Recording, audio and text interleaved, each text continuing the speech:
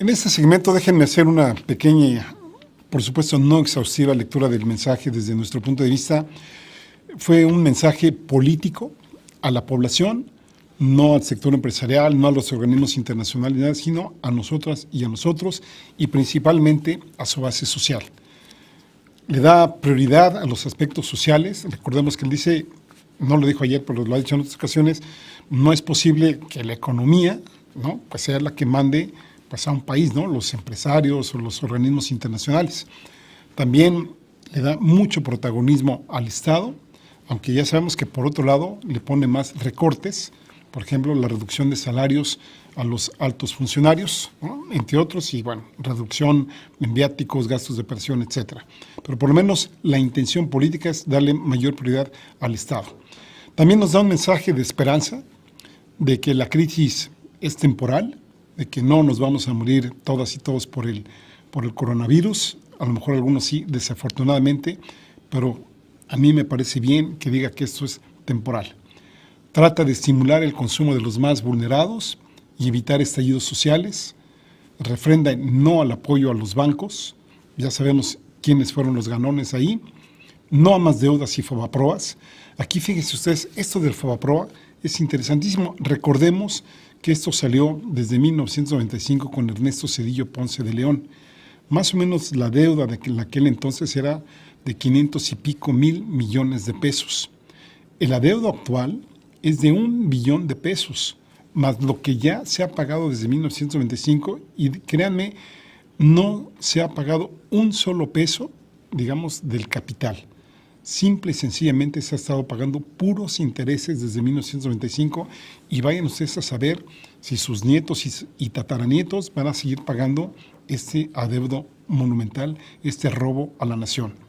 Solo este año se van a destinar 43 mil millones de pesos al pago de intereses del Fobaproa.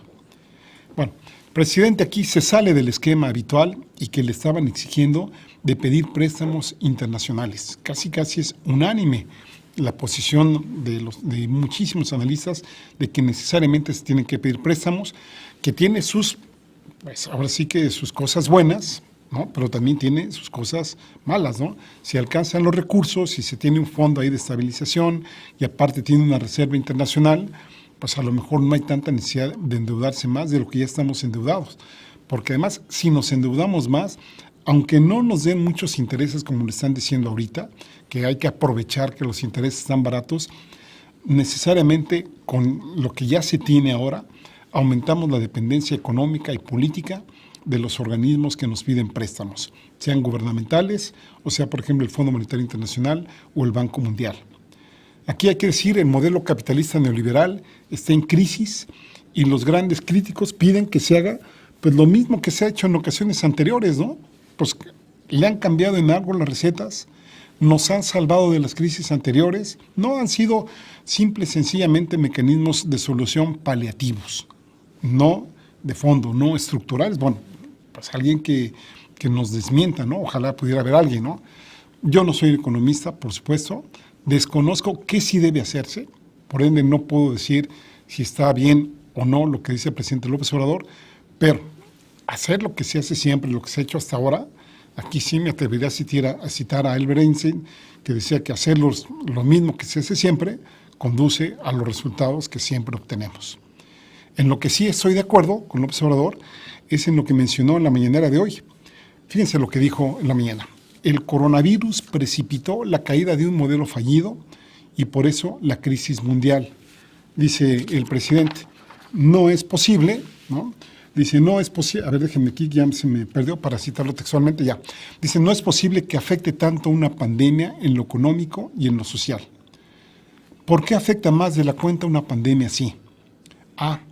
Porque resulta que, entre otras cosas, se dejó de invertir en lo social, se privatizó la salud, hay países que no tienen servicios públicos para la población y a ellos les está pegando más.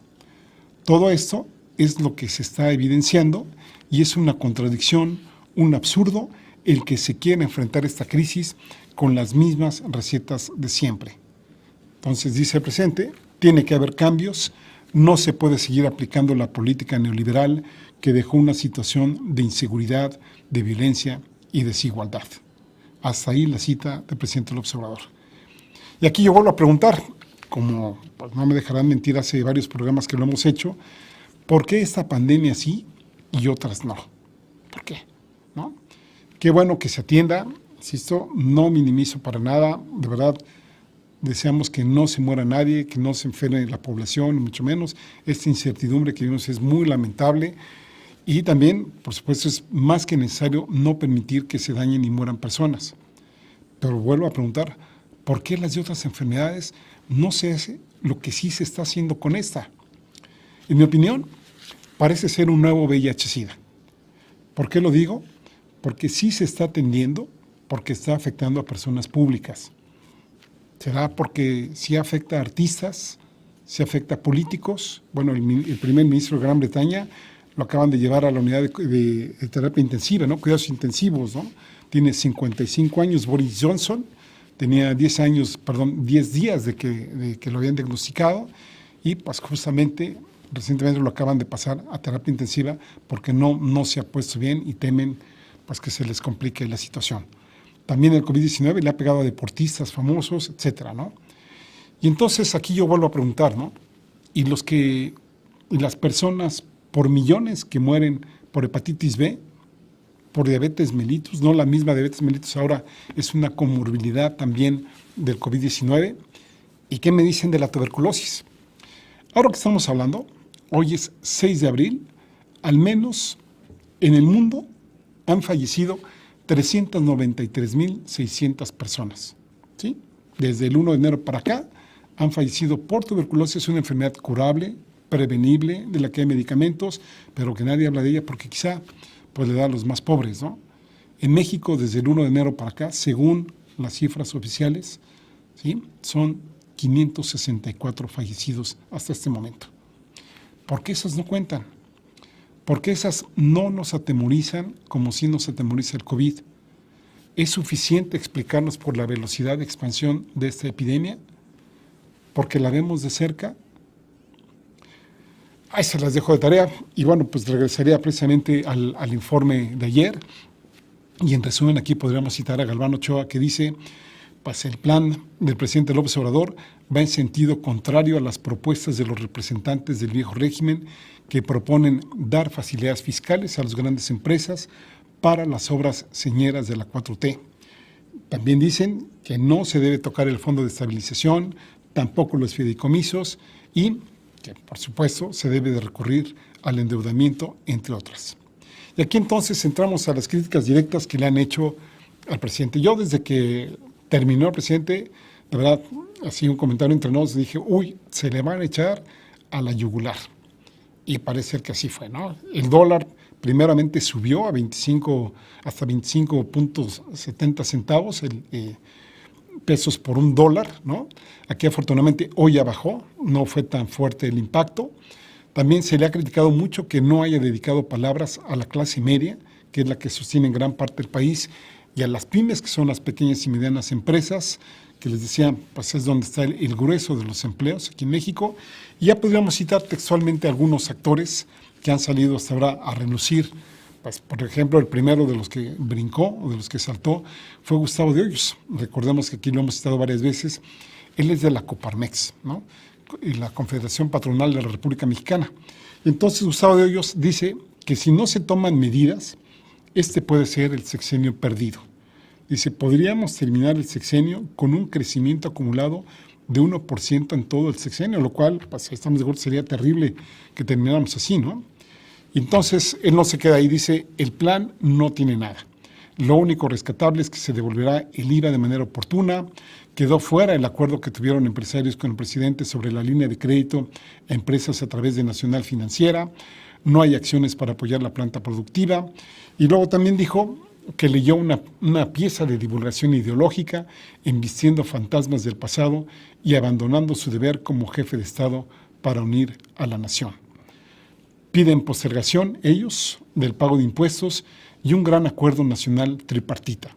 ¿Se acuerdan ustedes de aquellos famosos acuerdos? Bueno, el Pacto por México o aquel que se dio aquel con Miguel de la Madrid, no sé si se recuerdan, después de que hubo pues, el terremoto en México y que también la economía se cayó muchísimo y ahí pues hubo también los grandes acuerdos. ¿Y a qué nos llevaron?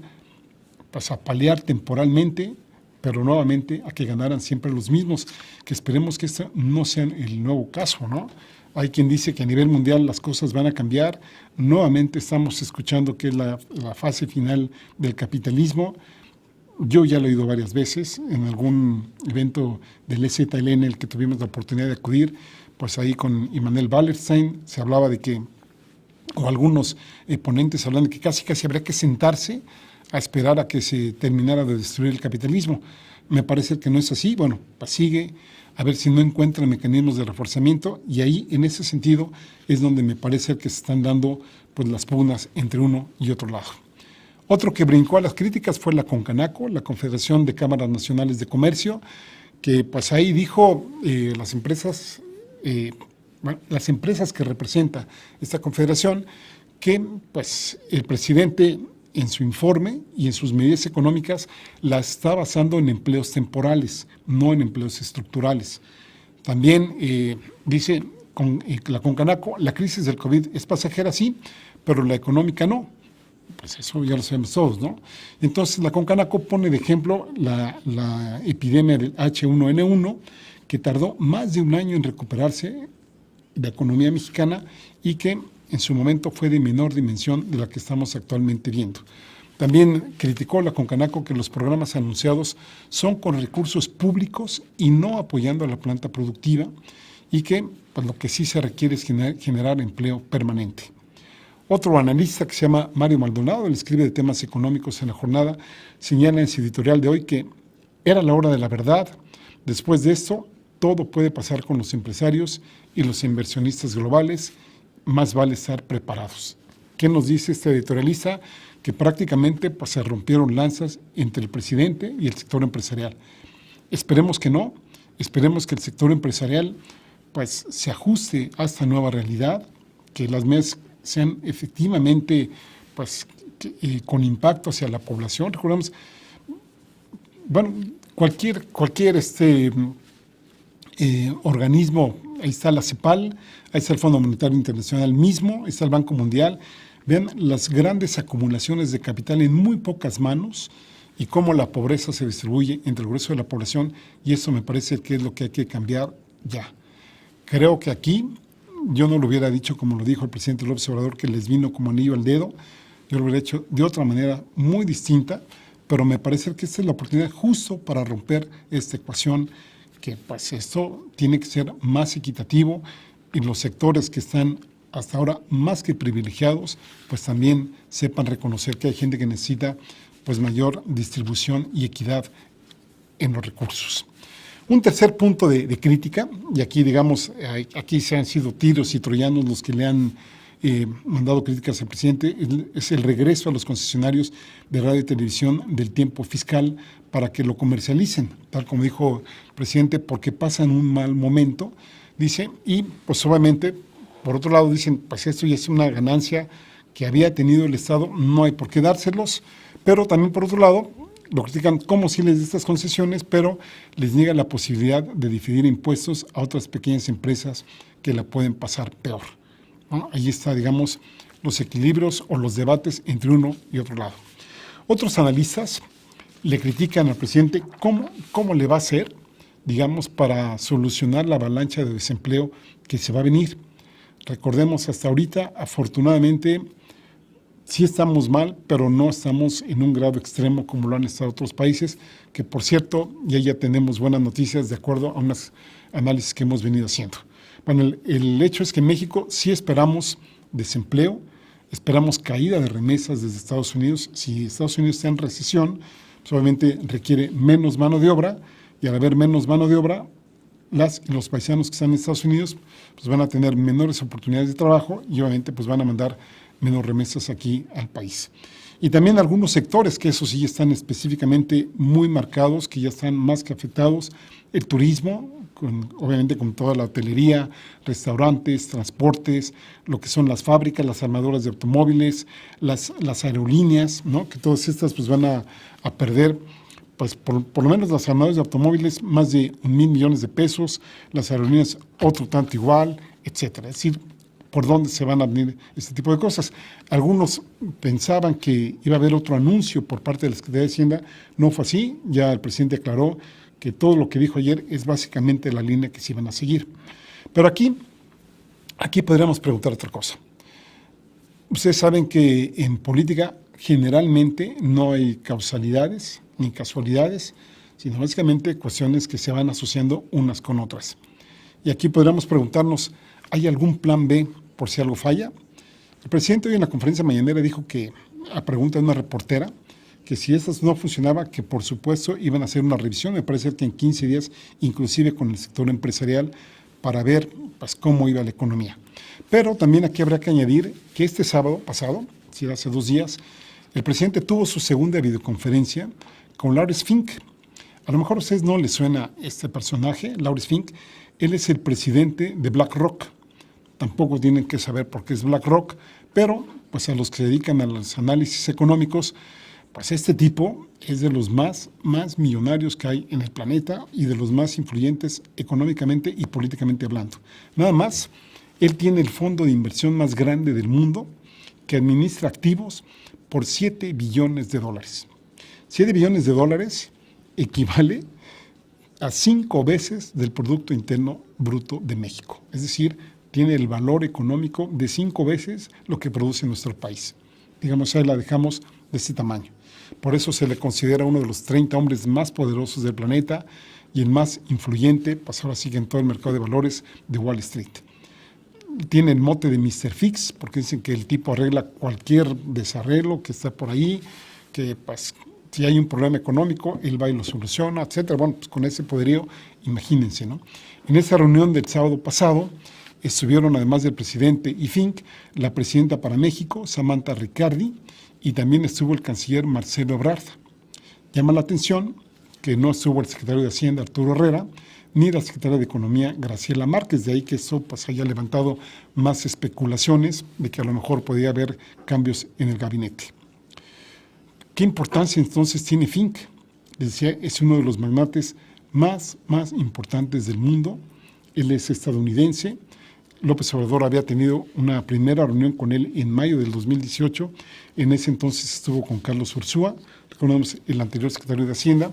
Y hay que decir también que Fink tuvo una buena relación con Enrique Peña Nieto, como parece ahora tenerla con el presidente López Obrador.